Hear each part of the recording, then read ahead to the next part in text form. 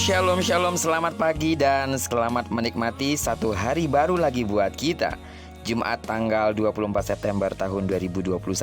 Terpujilah Tuhan kita yang hidup, amin. Karena dalam anugerahnya Dia telah memberkati tidur malam kita sepanjang malam dan membangunkan kita di hari yang luar biasa ini. Sebelum kita lebih jauh melakukan semua kegiatan hari ini, kembali mari kita sama-sama merenungkan firman Tuhan yang akan menjadi pedoman dalam menjalani hari ini, yang akan kita ambil dari pembacaan Alkitab 31 hari bersama kitab 1 Samuel. Dan hari ini kita telah berada di hari yang ke-24, maka kita akan membaca kitab 1 Samuel pasal yang ke-24 ayat pertama sampai dengan ayatnya yang ke-22.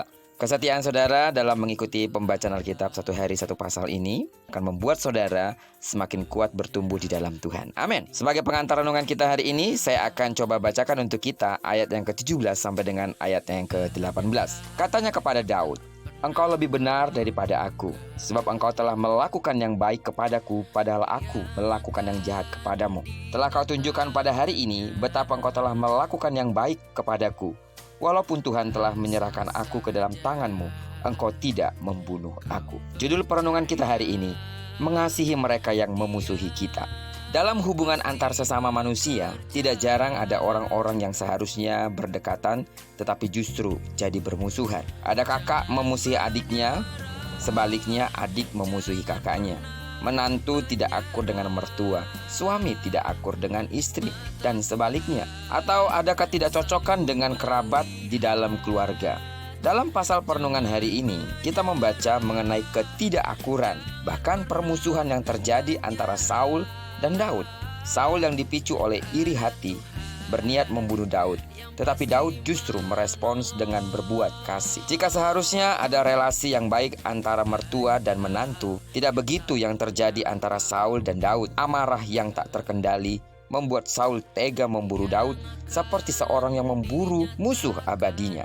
Masalah yang diawali dari perkara yang sepele sebenarnya. Ketika Saul mendengar nyanyian yang berisi pujian terhadap kehebatan Daud yang dianggap lebih hebat dari Saul. Namun hebatnya, ketika ada kesempatan membalas, Daud tak mempergunakan kesempatan itu. Ia hanya berani memotong puncak jubah Saul. Itu pun sudah membuatnya berdebar-debar. Itulah yang mengherankan bagi Saul, sehingga akhirnya ia menyadari kesalahan yang timbul dari kejahatan hatinya. Tindakan kasih Daud tak hanya membuat hati Saul tersentuh, bahkan ia mendoakan kebaikan untuk Daud. Sidang jemaat Tuhan yang saya kasih di dalam nama Tuhan Yesus, dalam relasi dengan sesama, terutama mereka yang menimbulkan ketidaknyamanan bagi kita, mungkin sesama tubuh Kristus, sesama anak-anak Tuhan, dengan tetangga, rekan kerja, hubungan antara atasan dengan bawahan. Jangan biarkan diri kita dikendalikan oleh sikap mereka, sehingga kita tak dapat menyatakan kasih yang seharusnya kita harus lakukan karena Tuhan perintahkan agar kita mengasihi mereka, bahkan musuh kita harus kita ampuni. Tirulah cara Daud dalam mengasihi Saul, supaya Tuhan dapat memakai hidup kita untuk berbagi kasih kepada sesama. Rasanya memang tidak mudah ketika ada orang-orang yang mencurangi kita, tetapi kita membalasnya dengan kebaikan. Mungkin saudara berpikir saudara kalah, tapi sesungguhnya saudara berada dalam kemenangan. Kemenangan yang dimaksud bukan kemenangan lahiriah, tapi kemenangan rohani. Anda semakin matang, Anda semakin kuat, semakin mampu menguasai emosi dan menguasai segala sesuatu di dalam diri kita. Kadang-kadang memang pemicu kemarahan adalah mereka yang terdekat dengan kita. Tetangga kita mungkin, atau mungkin suami, atau mungkin istri, keluarga kita. Tetaplah kuat di dalam Tuhan. Karena jika kita membalas kejahatan dengan kejahatan, kita tidak ubahnya dengan orang-orang dunia. Tapi kalau kita membalas kejahatan dengan kasih, itulah kekristenan yang sesungguhnya. Saudara mungkin berpikir susah untuk merealisasikannya. Susah jika saudara tidak hidup di dalam Tuhan dengan sesungguhnya. Susah jika saudara tidak berdoa. Susah jika saudara tidak meminta kekuatan Tuhan. Akan mudah ketika saudara minta kekuatan Tuhan, karena kekuatan kita justru terbatas. Tapi kalau kekuatan Allah akan memampukan kita. Kekuatan kita akan berkata, balas kejahatan dengan kejahatan. Tapi kekuatan Allah, balas kejahatan dengan kasih.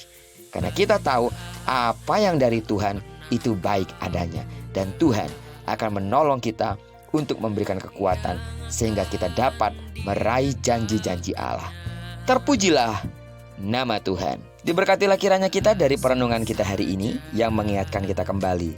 Mari semakin kuat di dalam Tuhan untuk belajar mengasihi orang-orang yang mungkin berbuat curang bagi kita. Diberkatilah kita sepanjang hari ini dan digenapi firman yang berjanji bahwa apa yang dikerjakan tangan kanan dan tangan kiri kita dibuatnya berhasil. Dan kemanapun kita pergi, di sana kemuliaan Tuhan akan dinyatakan. Amin. Diberkatilah kita bersama dengan orang-orang yang kita kasihi, serta bersama dengan orang-orang yang kita cintai. Doaku bagi saudara yang mungkin masih sakit secara fisik, dalam nama Tuhan Yesus, disembuhkanlah engkau sesuai dengan janji firman-Nya. Bagi saudara yang memiliki pergumulan berat, serahkan semuanya kepada Tuhan. Karena Tuhan adalah sumber kelegaan dan Dia sanggup menolong saudara. Terpujilah nama Tuhan. Shalom.